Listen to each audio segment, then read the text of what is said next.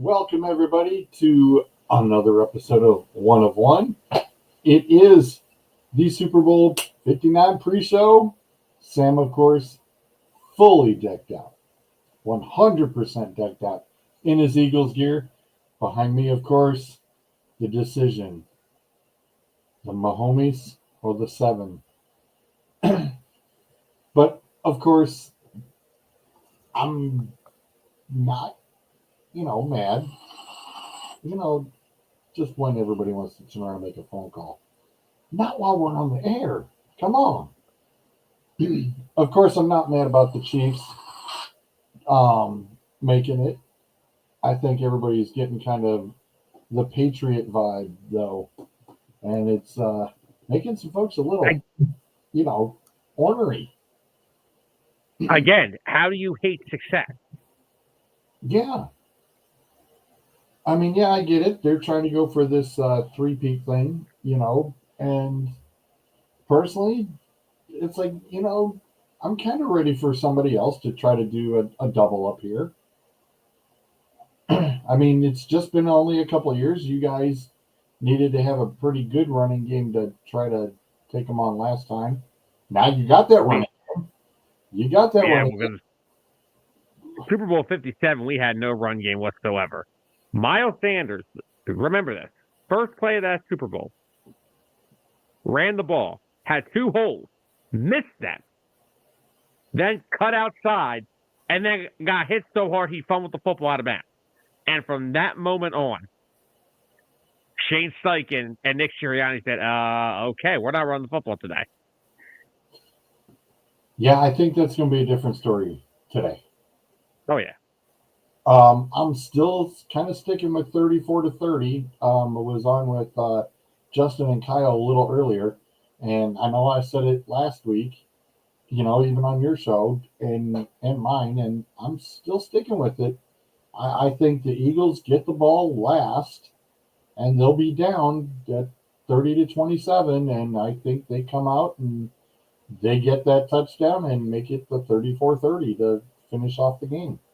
That's kind of where I'm thinking. I think there's going to be some steady scoring all the way through. It won't be, a bore snore fest. And I'm sure that a lot of people will have a lot of their, be checking out their squares and all their numbers, and they're going to be hoping and praying left and right on a lot of changes consistently. So, I think it's going to be a lot of fun. I think it's going to be a really good game. I think this is going to turn out really solid and really exciting. That's what I'm sure everybody else is really hoping for too. Yeah. And I'm sticking to my guns. I'm going 28-24 Eagles. I think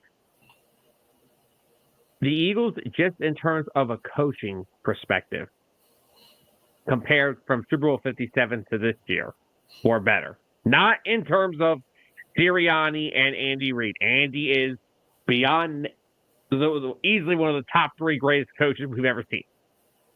But I'm talking about Vic Fangio instead of Jonathan Gannon. That's the key impact right here. I understand Saquon Barkley's going to have an impact. We don't need to discuss that. But Jonathan Gannon was so ill-prepared for that Super Bowl. First of all, he had one foot out the door before the game even started. Because he already had that Cardinals coaching job in place. So he already had one foot out the door. So from now, you'll hear me say it here, Dueling Aces, 609, Jonathan Gannon is nothing to me but a rat. But Vic Fangio, the Eagles' defense is better now than they were 2 years ago. I understand 2022, they had one of the best pass rushes ever. 70 sacks? Like, they were sacking everybody. They had 4 guys with 10 plus. The defensive line was eating. Everything else was terrible. The secondary coverage schemes, god-awful. Outside of C.J. Gardner-Johnson, their other safeties stunk. James Bradbury was in that secondary. Avonte Maddox was in that secondary. And all those guys played bad in that Super Bowl.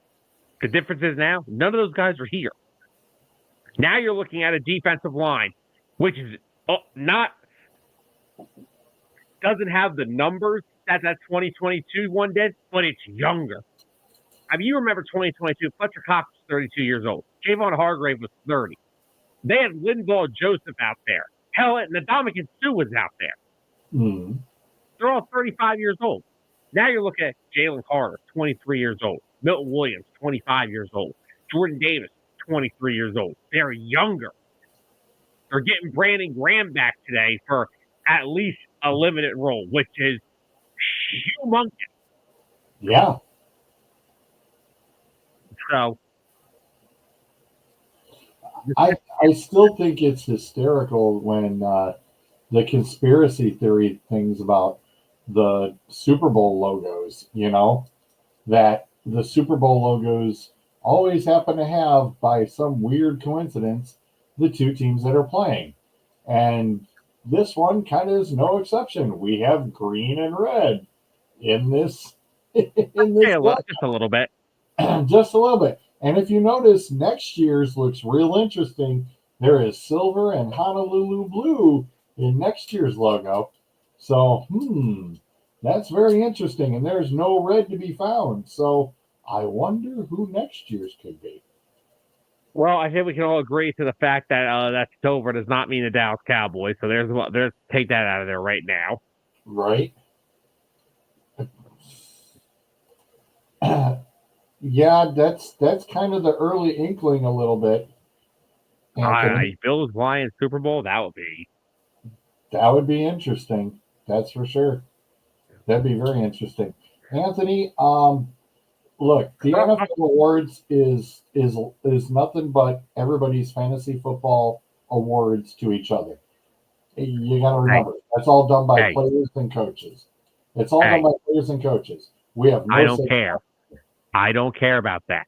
All I cared about is when the Hall of Fame list was announced, Eric Allen finally got in. You really wanted to? I wanted to save this for. I wanted to save this a little bit for tomorrow. Oh, we can save it for last. I'm just saying it's about damn time. Yes, no. Agree with that. Really disappointed with 4 bodies, and only 4 bodies. That's definitely brought up tomorrow. That's this is as insulting as the Baseball Hall of Fame gets picked. I'm assuming you're talking about the other 3 guys, right? I'm just saying about the other guys who weren't even in. Yeah.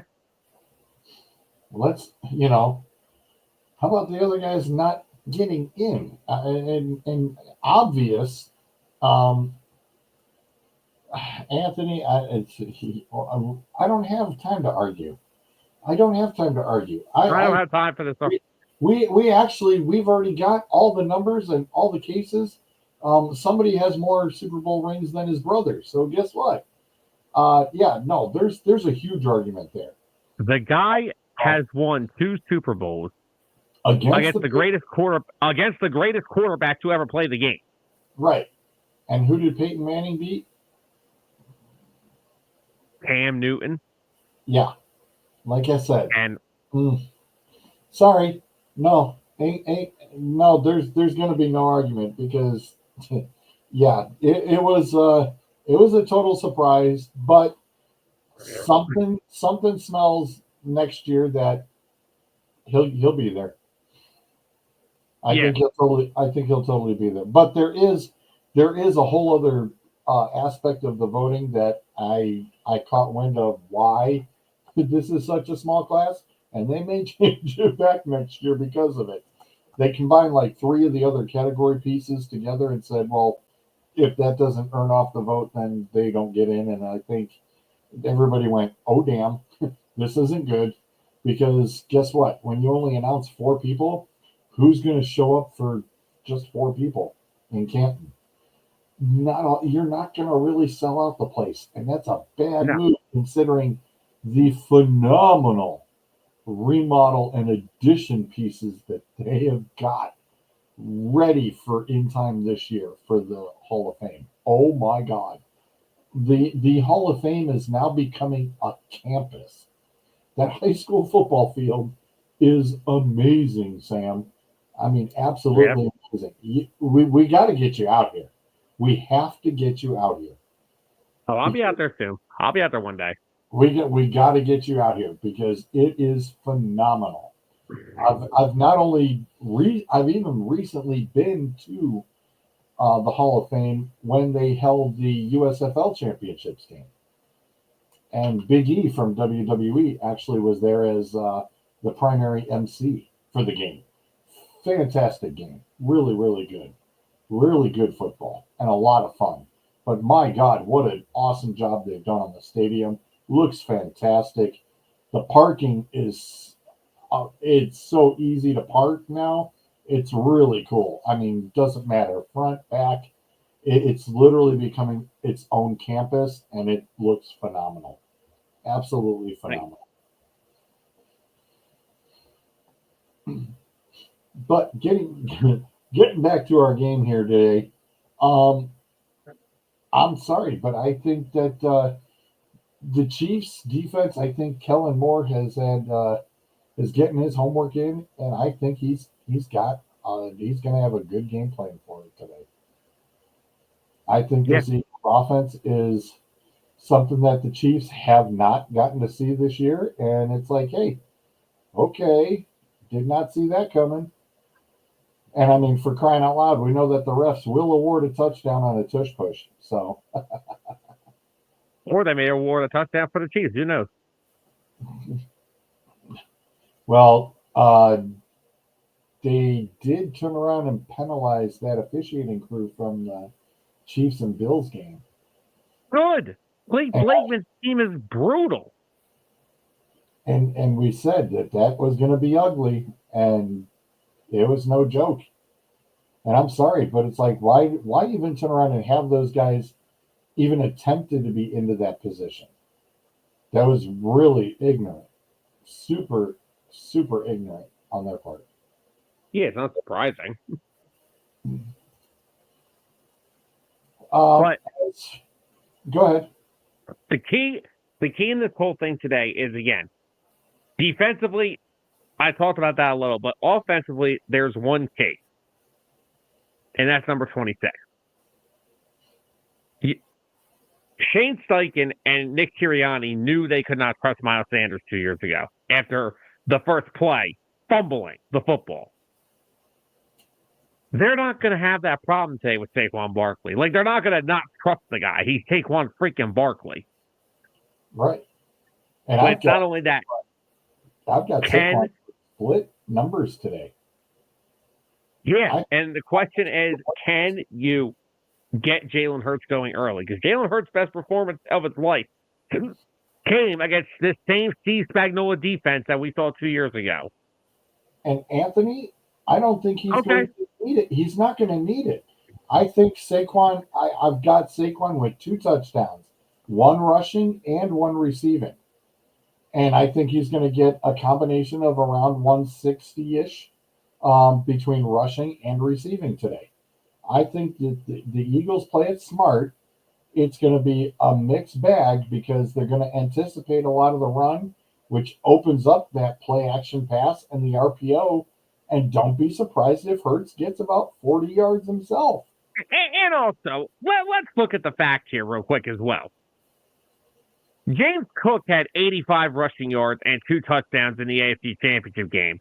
Mm-hmm. Joe Mixon in the divisional round had 88 yards and a rushing touchdown. So I'm not trying to sound like a homer here, but let's not act like the Chiefs are this dominant run defense. They're not. Also, the Bills and Texans do not have an offensive line nearly as good as the Eagles do. No. Like Barkley's, George, I'm sure you watched plenty of it. Look at most of his long touchdown runs. They barely get a hand on him because by the time they see him, he's in the second level. Oh yeah. What in the NFC Championship game? I'm sorry, the first play and my man goes. I'm sitting there going, "Wow, look, I figured he'd turn around and break one, but not on the first freaking play of the series. Holy crap!" if you go back and look at Super Bowl 57, and I know we keep comparing it, but it's easy to compare because it was just 2 years ago, and it's the same team. But Jalen Hurts had over 300 yards passing in that game, and he was their leading rusher with 70 yards.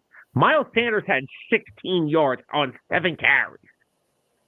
On the other side of it, the Eagles' run defense that year under Jonathan Gannon, that little rat, they were one of the worst in football. This year with Fangio, we are one of the better run defenses. So I'm sorry. I'm not worried about Pacheco and Hunt. But now, with the Eagles, you have that dual threat aspect. Am I going to get beat with Saquon? Or am I going to get beat by Jalen? Or am I going to get beat in the air by one of those three out of AJ, Devontae Smith, or Dallas Goedert? Now there's a fear factor because in Super Bowl 57, they were finally letting Jalen throw the football. Don't get me wrong, Jalen lit them up. But there was no balance in that game because of Miles Sanders and their lack of trust in him. Now it's a completely different story. Yes, and Kellen Moore has designed an offense that is just, you just sit there and scratch your head going, all right, which way is it going this time? They were running jet sweeps for the tight end 2 weeks ago. I mean, as far as the Chiefs defense, I'm sorry, but Chris Jones on the line, okay, fine. But who else you got? Karlaftis. But again, I got Lane Johnson. I got they're literally going up against the two best offensive tackles they're going up against the best offensive line they've seen all year. This is the best offensive line that right now in football. Is Kellen Moore signing the contract before the game or after?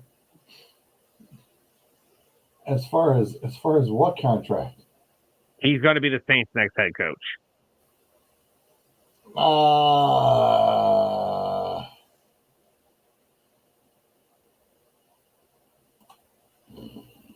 Can we agree that the coaching hiring process is a joke? Yes. So, George, let me ask you this, right? NFL free agency begins in what, the middle of March? Yes, it'll be March. Okay. All right, guys. Super Bowl is the first week of February. Okay, here's the new rules. The day after the Super Bowl, that is when you can interview whoever you want. Hiring processes from February. All right, just for example, this year, February 10th till March the 10th, because free agency doesn't start till way after the 10th. You have that month to figure this shit out. Because doing all this postseason stuff is in the playoffs is ridiculous. Kellen Moore shouldn't have had to interview for these jobs while he's trying to focus on the postseason. Neither should have Ben Johnson.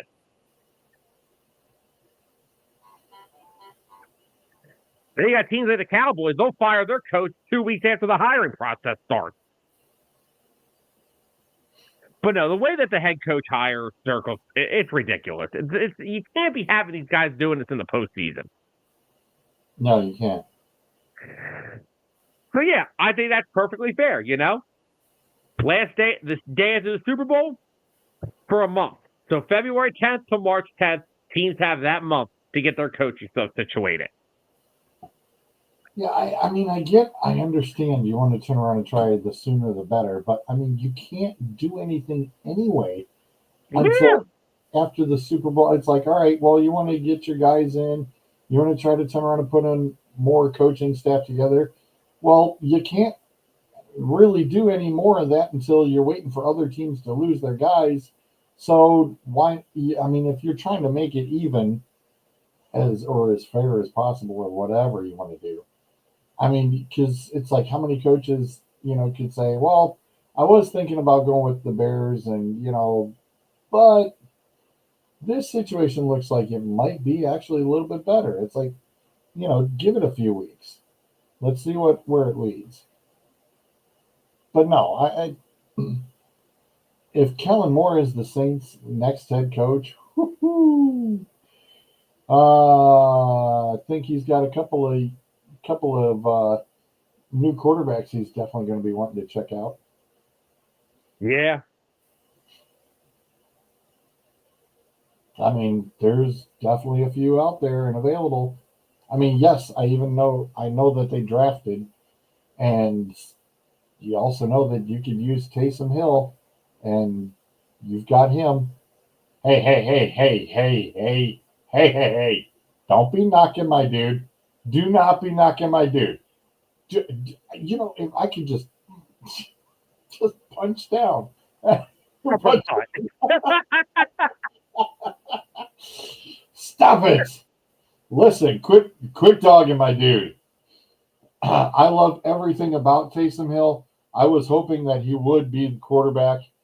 I love the fact that they switch him up and they've got him, pulling off the Swiss Army knife. They call him the Joker. It's really cool.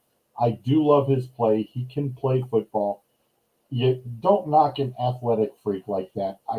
I mean, yes, is he going to be a Hall of Fame guy? No, but is it great football that he can play? Nobody Yeah. will give you a random 40-point fantasy game in like week 12. Oh God. Oh my God. Yeah, the dude is. It's no joke. Well, the funny thing is, and that's the best part about him, is you never know if he's back there. Is he going to throw it? Is he running? You have no idea. And the plays all look the same. They all look the same. And So, that's the best part about it. And the guy lines up in the slot as a wide receiver and catches the ball. You have a wide receiver, even though they've listed him tight end. You have a wide receiver playing quarterback and running back. so let's go back to the game real quick. I do have a good question for you. I know we get deviated off there. I don't want to. I don't need. I don't want to talk about Taysom Hill. I'll talk about Taysom Hill next week. Who are some X factors for you in this game? I know I mentioned him on your show Monday, and I still think this could be. He definitely could be for the Eagles. I'm still thinking Cooper DeJean, this rookie, is. I smell a pick six. Something tells me, and if it happens, I know you'll be the first person sending me a little message going, so how exactly did you know that? It's like, boy, if FanDuel or somebody could have that as one of their bets, I know that would be a huge payoff bet. Well, no, and when we were talking about this on Monday, we made it. It makes perfect sense because I don't think the Eagles have somebody else that can match up with Travis Kelce like Cooper DeJean. Right. I don't see them putting C.J. Gardner-Johnson or Reed Blankenship to bringing them down because their goal is always going to be to limit the play deep downfield. So that's their job. They're not going to move Mitchell inside. They're not going to move Slay inside. Cooper DeJean is the ideal guy to go up with Kelce one-on-one. And the way that Mahomes likes to kind of do his little move and dink and dunk, and some of the times I think that, oops, I didn't see him, and all of a sudden he goes, oh, and there the guy goes, and it's like, and you're not going to see Mahomes go tackle anybody. He's the last person who goes after a guy. I'm just saying. As I said, pick six, no problem. I mean, especially if Kareem Hunt is no longer in the backfield, that's the only other dude I'd be worried about. But no, I totally, especially when Patrick kind of feeling froggy and he wants to kind of do, his little outside of the box, football skills, left-handed passes or, behind the back pass or something, which I love. And like I said, I am a very big Patrick Mahomes fan. I truly, I love the guy. I love the team. Great team. I love everything about it. I just think that the Eagles, it's like, I think we even started to go over that a little bit on Monday. Quarterback wise, Mahomes is definitely on that. Running backs, you're definitely going with the Eagles on that one. Wide receivers, again, you got to go with the Eagles. The Chiefs have just scrounged up and grabbed anybody's garbage and brought them in. Exactly. Minus Xavier Worthy. Excellent dude. Minus Worthy. Everybody else is all right. Who else? But even with Xavier Worthy, I said on Monday, I'm not worried about him as a wide receiver. I'm worried about him just roaming all over the field and being annoying. That's what I'm worried about with him. Yeah. And then, tight ends, it depends. Kelsey's not. I will never count out 87. I get it, but I guess the lack of focus, I don't know. It just depends. He's either in or he's out. And I mean, I love when the Kelsey brothers were on their podcast. And Travis goes, "So, who are you rooting for?" And he's like, "Well, I love you, but I love my brothers even more." And I was like, "Oh, so he's rooting Eagles. Sorry." And he's like, "Sorry, dude." And I don't blame. I don't blame him. I do not blame him one bit. And we're bringing up with the tight ends. I said that on Monday as well because one of my big X factors is Dallas Goedert because I know what AJ Brown's going to do. He's going to somehow make an impact in this game, but they need somebody else who's going to be that other guy. And Jalen Hurts, honestly, he seems to me at his best when he's targeting Dallas Goedert and AJ Brown together. Yeah, but this is also it's like the person that you need to light a fire under is Devonta Smith. It's like, dude, come on. You were drafted to be the guy in this team. And you're just kind of like a third afterthought. The other thing with Smith has also been he has been hampered by a hamstring injury for weeks now. All three of those guys are banged up, but Devontae was the only one this week that was limited the entire week of practice. Now he is playing, don't get me wrong, but how they. But Rod's saying he'll have a career game. Well, I hope so. His worst game. Now he's played the Chiefs 3 times in his career, and Devontae Smith's worst game against the Chiefs is 99 yards. He has 99, 100, and I think 122. So he's had success about because with the Chiefs secondary, I wouldn't say it's great. It's good schematically. It's good system, but it doesn't have the talent. So McDuffie is their best player in their secondary. So where is the role when they're rolling coverage? Where are they going to roll it to? It's going to be to A.J. Brown. It don't matter who else is out there. They're going to try to take A.J. Brown out of this game. So that's where Devontae Smith has to be ready to come up and be that guy that you've been saying. And he's been a great player since he's entered the league, but this is the time to show it.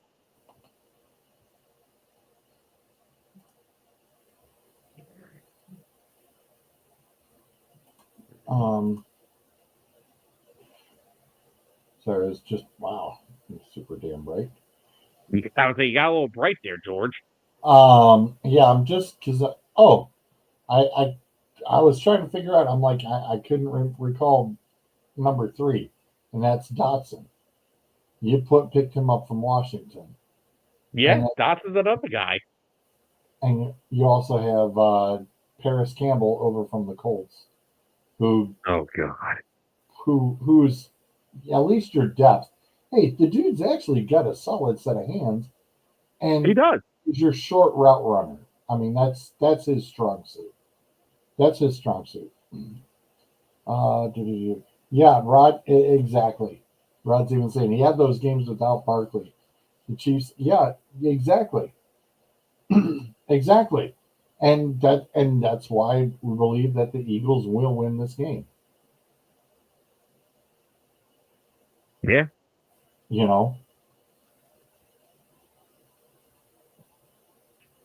What are your thoughts?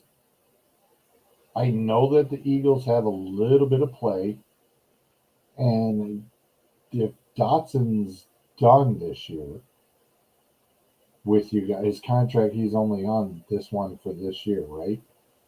Or is He he has on? one more year. He does have one more. Is it a The Commander, team option? no, so he was the Commander's draft pick 3 years ago in the first round. So they've got him for this year because this is his third year in the league, next year, and then he's at the 5th-year option. Okay.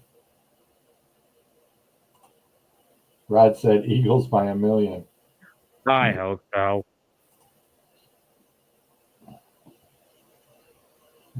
I was just thinking though, it's like, okay, we saw that Cooper Cup needs to be moved apparently, Yeah.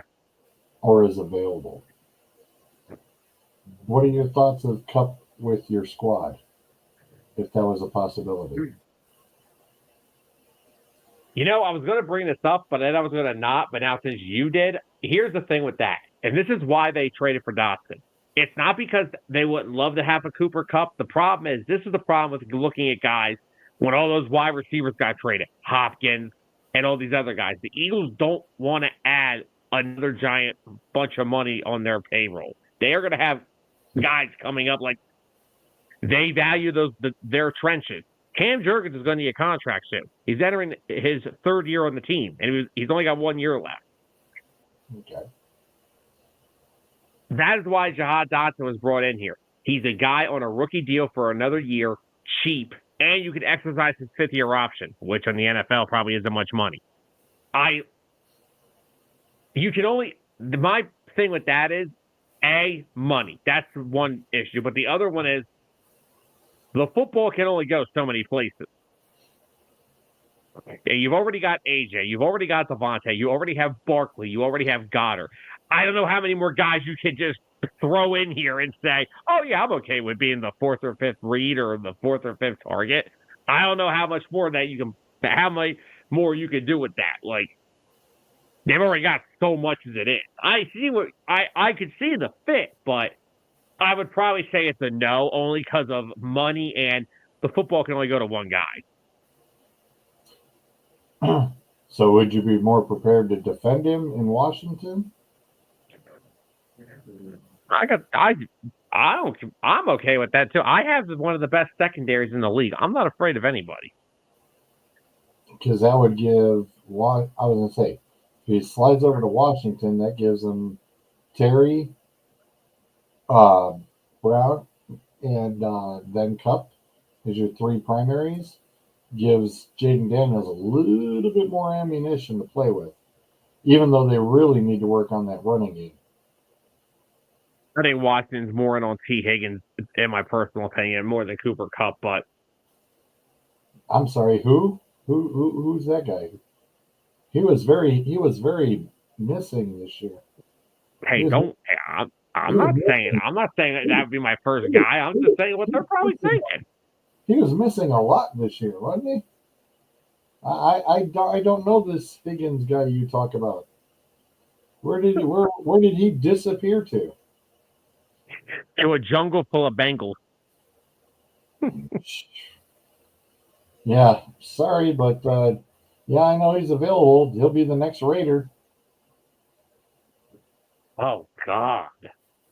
Yeah, hey, don't discount it. Watch.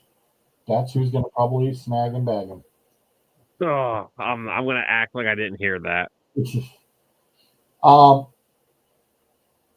Kansas City's got to turn around and revamp their money situation too. After this game, Man. who else do you see them losing?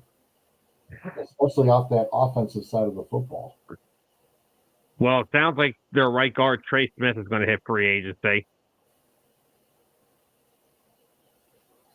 So,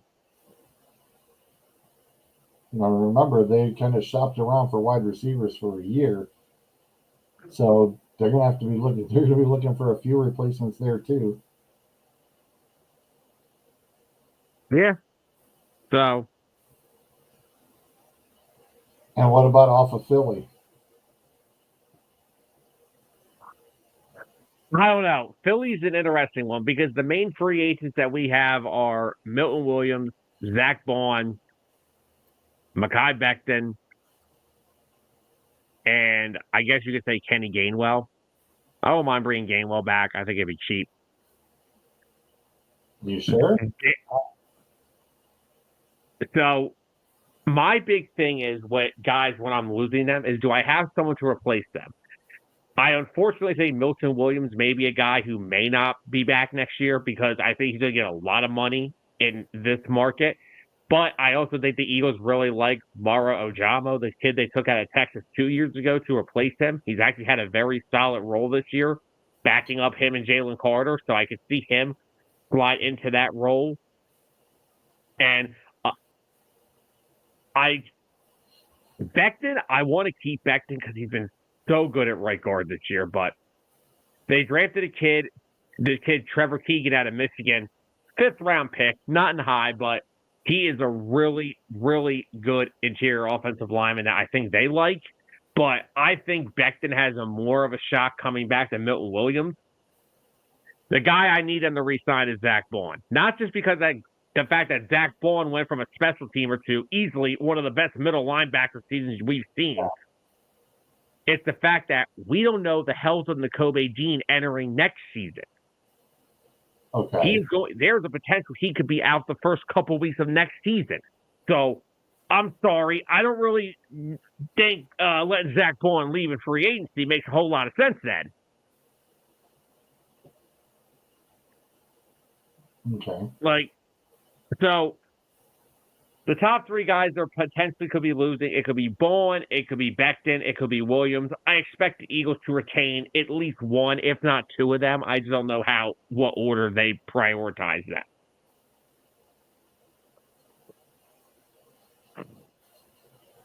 Another guy that I would like, and another guy I want to make sure they hang on to is Isaiah Rodgers, strictly because not sure about how the money situation will work out with Darius Slay. Yeah, well, I was going to say, I don't know if Slay's got that much more, as we like to call, football time left. He's been around a while. He said next year is his last year. So, I mean, I would love for him to stay. Yeah, I mean, and definitely just retire out as an Eagle. I mean, because granted, he had it's no lie, he had a great start with Detroit. And then it kind of just fell a little bit. But I think... No. Matt Patricia happened. That pencil-wearing fool. This is true. Touche. But no, he's kind of been rejuvenated over there with Philly. Oh, my God. I've seen Darius Slay. George, I've seen Darius Slay have 8 interceptions in a season. And at age 34, in my opinion, this has been the best football I've seen him play.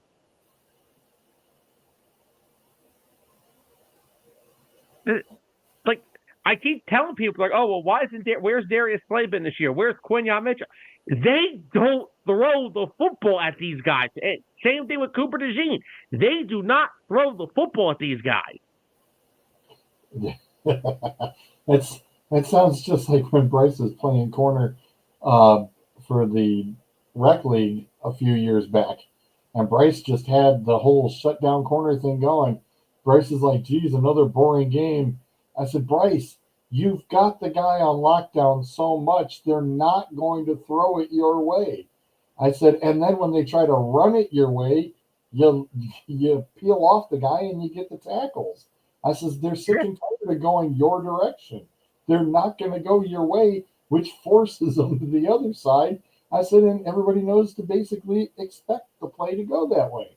I said, it stinks, but that just means you're doing your job. So guess what? I don't disagree with you. They're doing the job. And that's why their names, they're not really mentioned that much, because they're not involved in the play, because they're doing their job and they're shutting the guys down. Yeah. That's what corners do. And the 2 best stats to look at corner, the one big stat I don't like to see my corners have a lot of is tackle. I get corners have to be ready to tackle against the run, but also a lot of tackles. I want to see a lot of tackles made in the field. You know why? Because that means teams are not afraid to target you. Like what's his name? Mike Sanistro, the kid from Michigan. Adam, probably one of Adam's favorite players from that national title team. But he had a solid year with Washington. And I got some Commanders fans, and not Anthony, because Anthony's the best Commanders fan I know. He's the smartest one I know, too. But some of them are boasting about how Mike Sanistro outplayed Quinyon Mitchell this year because he had 90 tackles. Yeah, he had 90 tackles because he can't cover anybody. Then you saw the freaking NFC title game, and Mike Sanistro, he looked like a rookie. He looked like a rookie. He has to go against the big boys, and he looked like a rookie. Now, don't get me wrong. He's going to be a hell of a player. He is going to be a phenomenal player, and he's probably going to make an interception next year that pisses me off. But corners should not have 90 tackles in a season. No. I don't care where you play or where you line up. Yeah, unless 90% of those are you up against a running back.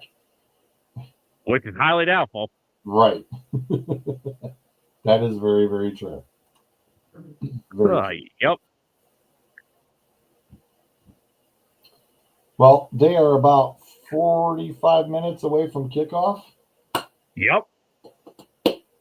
What are you feasting on this evening during the game?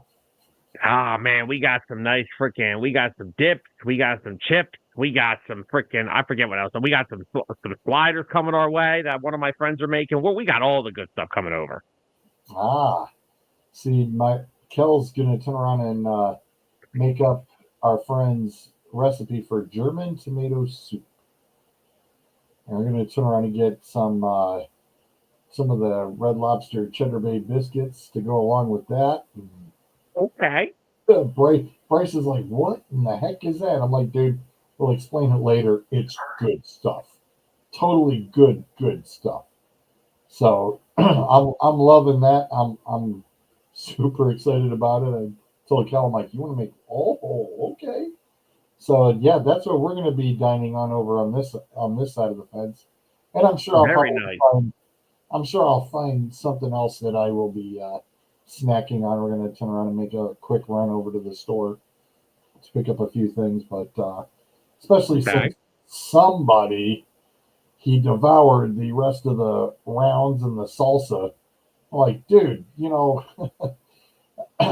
Sam, when I first bought the jar of salsa, I had about 3 tablespoons out of it, put it in a small dipping cup with just a tad bit of chips for going with the side sandwich. I went to grab it 2 nights ago. There's nothing but the bottom of the bag for the chips, and he left just enough salsa for 5 or 6 chips in the bottom of the whole jar. So I got the first and the last bit out of it. There wasn't even a whole tablespoon, I think, out of the bottom of the jar. And I was like, dude, seriously, this kid thinks condiments are its own food group. We sit there and tell him syrup. I mean, dude will drown 4 pancakes so much. It looks like a small lake in the plate. So basically, he doesn't. So wait, hold on. He's not having pancakes with syrup. He's having syrup with a side of pancakes. Yeah, you got it. We've had to kind of tell him, listen, it absorbs in it, and then you're still trying to dip it. I'm like, dude, too much syrup, too much sugar. And then don't even get me started on the ketchup and the barbecue sauce, because, man. Oh, we'll be here all day. Yeah, it's gone. It's gone. That kid, it's something else. He's always said it's like, and he'll put ketchup on everything. So yeah, I need to buy some stock in Heinz real fast and hide them. Yeah, because that kid's gonna put them. He's gonna keep them in business. Alrighty, so it sounds like we're both, we're both flipping Eagles for this. It sounds like our food menus are pretty much about locked and loaded in play. And like I said, I'm hoping for a good game. Don't know a whole lot about our halftime show, although somebody did win the Grammy for it. a couple Who grannies. cares? So That's I did see. I don't know if you saw the cool article they said on why they don't want to have the Taylor Swift as the halftime show. They're trying to avoid it as much as possible because they know that it would be their one and done with the yeah, Swifties. So yeah. They'll save that for a special occasion. you're right. Ugh. Uh, Dunkin' Donuts commercials I heard are supposed to be the hot commercials for the year for the game I'll already. keep my eye. Last year they were pretty damn funny. Can't complain. Cannot complain at all. Yeah, I'm just I'm sorry, the pregame nerves are starting to set in. Yeah, I was gonna say we got to be getting super excited about this. Oh, I am. I'm ready to go. I'm about to go suit up myself. I can go catch a ball. I can go catch a pass too. Quick two. Quick, just give me a quick 3-yard out before someone's near me. A quick 3 yard. Somebody would be on you so fast. Just as the ball was getting to you, you'd be getting hit.